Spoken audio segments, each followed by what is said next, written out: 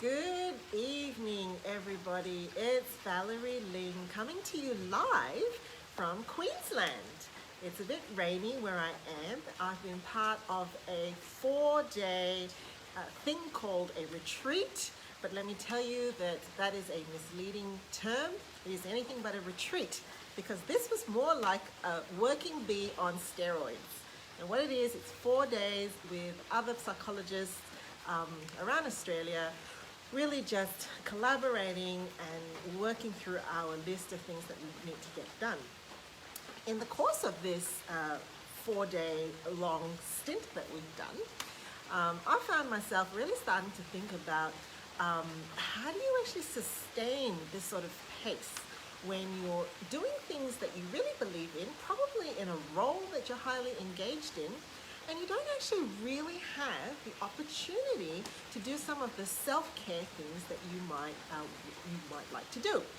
For example, it's been raining almost every day, so there hasn't really been an opportunity for me to switch off and have some exercise. I'm not at home, and so I don't have the sensory sort of things that I do. And so I thought I would actually come on board and talk about how sometimes self-care can really lull us into thinking that it's basically a recipe or a formula of rest that involves some kind of indulgent or relaxation-based activities. So how have I survived this 4-day stint? Well, by actually thinking about burnout and flame on. So what do you need to do when you're tired and you actually want to flame on? Well, the first principle is this. You go like this and then like that. Like this and like that. What am I doing? What I'm doing is I'm basically saying deep focus and know what your limit is. Mine is probably about 60 minutes on a good day. And this is when you actually switch off into a self-care or wind down, recharge activity. For me, this is 60 minutes, this is 15 minutes, right? Now, I've probably annoyed everybody at this retreat because part of my 15 minutes recharge is to collaborate and talk, basically. Greetings, Tess. Lovely to see you on the live here. So that 15 minutes for me is a couple of different things. Number one, I need to connect with some people, so I might go and have a chat. Number two, I might actually need to move my body somehow, whether I'm standing up or using my body in a different way. Number three, I've actually been using sensory things readily available to me. I can't see, no glasses. Who's that?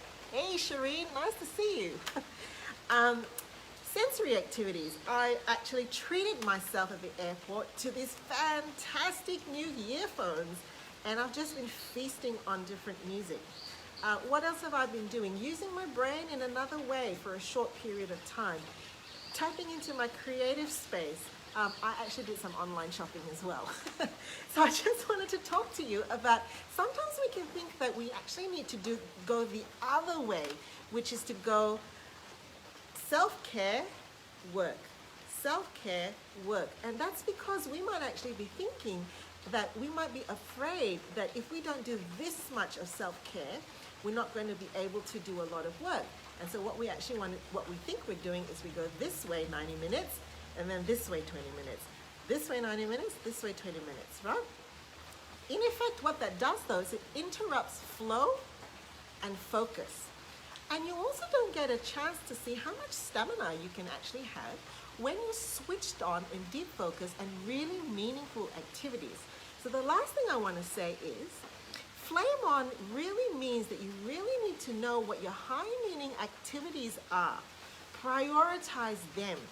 Make them the focus. Make them the things that enabled you to sustain that 90 minutes and then head for the shorter breaks. Right? Like this, like this. So here I am. I was actually utilizing this little stint to do a live, to do something to connect and to be creative because I was in a bit of a downturn funk myself, sitting in my retreat trying to get things done. It's lovely to connect with you all, and see you later.